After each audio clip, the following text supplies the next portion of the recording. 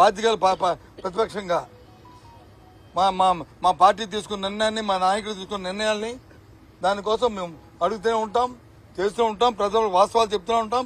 అక్కడ లోపల చెప్తుంటాం, మళ్ళీ బయటకు వచ్చి రోజు మీతోని వాస్తవాలు చెప్తాము, ప్రజలకి ఈ విషయాలు తెలియజేస్తామనే విషయాన్ని మీ ద్వారా తెలియజేస్తున్నాను. మేము చెప్పాం కదండి, మా విధానం 3 రాజధానులు అవసరం చెప్పాను నేను ఆ రోజుకి. మళ్ళీ ఈ రోజు నువ్వు అడుగుతున్నావు కాబట్టి మా పార్టీ విధానాన్ని మేము డిస్కస్ చేసుకొని చెప్తాము. ఆ రోజుకి మాది 3 రాజధానులు మా విధానం. అప్పుడు ఆ రోజుకి నేను ఈ రోజుకి మళ్ళీ పార్టీ డిస్కస్ చేసుకొని చెప్తాను. మేము డిస్కస్ చేసుకుని మేము చెప్తాము. ఆ రోజుకి మా విధానం ఇది. అందులో ఇక్కడ శాసన రాజధాని పెడదామని ఇక్కడ వచ్చి తయారు చేద్దామని అనుకున్నాం. ఈ రోజు మీరు అడిగారు కాబట్టి మళ్ళీ ఈ సమస్య మళ్ళీ ముందుకు వస్తే దాని మీద డిస్కస్ చేసుకొని మేము చెప్తాం. అదే చెప్పాను, అందుకు వచ్చి చెప్పాను. నేను ఆ రోజు కూడా 1,19,000 కోట్ల రూపాయలతో వచ్చి ఈ అమరావతి డెవలప్మెంట్ ప్లాన్ పెట్టారు. రోడ్లకి, సచివాలయానికి, అలాగే హైకోర్టుకి, అలాగే శాసనసభకి పెట్టారు. పెట్టి ఆ రోజుకి ప్రభుత్వం నేను ఛార్జ్ మున్సిపల్ అడ్మినిస్ట్రేషన్ మినిస్టర్గా సిఆర్డీ నేను ఛార్జ్ తీసుకున్నప్పటికీ 6,000 కోట్లు మాత్రమే ఖర్చు పెట్టారు. ఆ 6,000 కోట్లలో కూడా 2,000 కోట్లు వచ్చి బాండ్స్ రూపేనా, 2,000 కోట్లు వచ్చి స్టేట్ బడ్జెట్లోను, ఇంకో 2,000 కోట్లు వచ్చి బకాయిలు. అంతే ఆ రోజుకి ఆయన ఖర్చు. అది చూసాం. 1,19,000 కోట్లు ఈ 3 సంవత్సరాలు 6,000 కోట్లు ఖర్చు పెడితే ఇదంతా ఖర్చు అవ్వాలండి, ఇదంతా కట్టాలంటే ఇంకొక 5-6 సంవత్సరాలు పడుతుంది. అంటే దీనికి 3 లక్షలు 4 లక్షల కోట్లు కావాలి.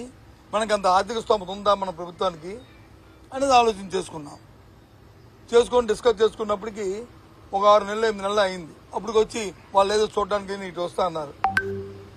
వాళ్ళు వస్తాను చూసుకొని నాతో ఎవరో మీలాంటి పత్రికా సోదరుడు అడిగారు నాకు ప్రెస్ కాన్ఫరెన్స్ లో, ఏం చూస్తారా ఇక్కడ ఏముందయ్యా చూడడానికి, వాళ్ళు ప్రభుత్వం 6,000 కోట్లు కూడా కనీసం ఖర్చు పెట్టి 1,19,000కి కనీసం ఒక 20-30,000 కూడా ఖర్చు పెట్టలేండి, 6,000 ఖర్చు పెట్టిన దానికి ఏం చూస్తుంది, ఇది మా సైడ్ ఉన్న నాన్ వీళ్ళ సామెతలాగా ఏముంది వల్లగాల శ్మశానం లాగా ఉంది, ఇక్కడ ఏం చూస్తారా వీళ్ళు వచ్చేది అని చెప్పాను.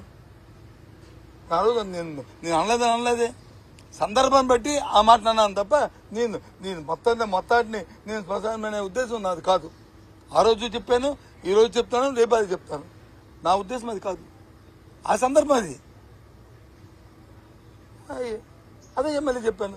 ఆ సందర్భం ఇప్పుడు ఎందుకు వచ్చింది, బడ్జెట్ దీని రిలేటెడ్ ఏంటి అంటే డైవర్ట్ చేయడానికి కదా.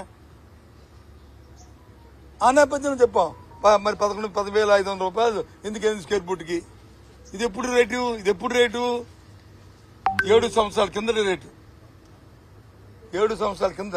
అంటే ఆ రోజుకి ఈ రోజుకి అంటే ఇవాళ అయితే 20,000 అవుద్ది.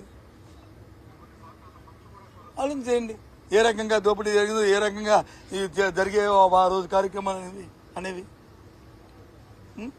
సో ఏదైనప్పటికీ కూడా మా ఉద్దేశం, మనందరం కూడా ప్రజలతో బాధ్యతగా వచ్చాం కాబట్టి, ప్రజలకి మనందరం కూడా జవాబుదారీతనంలో ఉన్నాం కాబట్టి మా బాధ్యత మేము నిర్వర్తన మేము చేస్తున్నాం.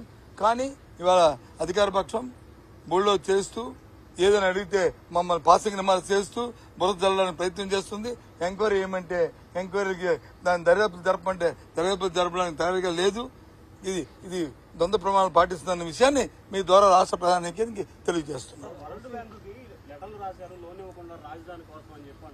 ఎవరు రాశారు, ఎందుకు రాస్తారండి, ఎందుకు రాస్తారు? వైఎస్ఆర్సీపీ తరఫున రాస్తే మాత్రం ప్రభుత్వం వాళ్ళదే కదా.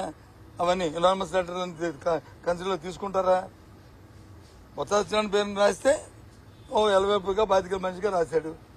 లేదు జగన్మోహన్ రెడ్డి గారి పేరు మీద రాస్తే ఒక ప్రతిపక్ష నాయకుడిగా రాశారు. ఎవరో రాస్తే వాటన్నింటినీ తీసుకోలేదు. మా లెటర్ మా పార్టీ విధానం ఇదేని చెప్పి అని రాస్తే తీసుకుంటారు. అది లేని దానికి ఇలాంటి పాత నిర్మాణాలు చేస్తూ దాన్ని బురదల్లడానికి ప్రయత్నం చేస్తే అడగండి. చేతకాని వాడు అంటే ఆ మధ్యలో బాగా వాయించలేదు, లేకపోతే నేను బాగా గెంతేవాడిని అంటారా? అలా ఉంది చూస్తే ఇది కరెక్ట్ కాదు కదా. హౌసింగ్ వ్యవహారంలో కూడా చర్చ జరిగింది. మీరు 5 ఏళ్లలో 30 లక్షల ఇళ్ల స్థలాలు ఇస్తే దాంట్లో కనీసం 6 లక్షలు కూడా కట్టాము.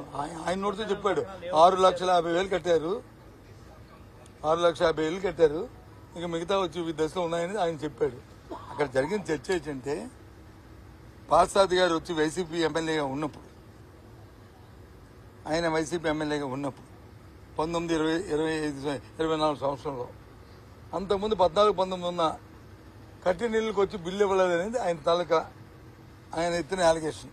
దానికి మేమేం చెప్పామంటే మాకు తెలిసి మా నియోజకవర్గంలో ఆయన కూడా మంత్రి గారు ఎమ్మెల్యేగా ఉన్నప్పుడు శాంక్షన్ అయిన ఇంటికి అన్నిటికీ ఇచ్చారు. ఏదైతే కట్టేసి శాంక్షన్ అవ్వకుండా నాకు బిల్లు ఏదైతే అడిగారో వాళ్ళకి మాత్రం ఆ రోజు ఇవ్వడానికి తయారు, ఎందుకంటే అదొక స్కామ్ కింద అయిపోతుంది.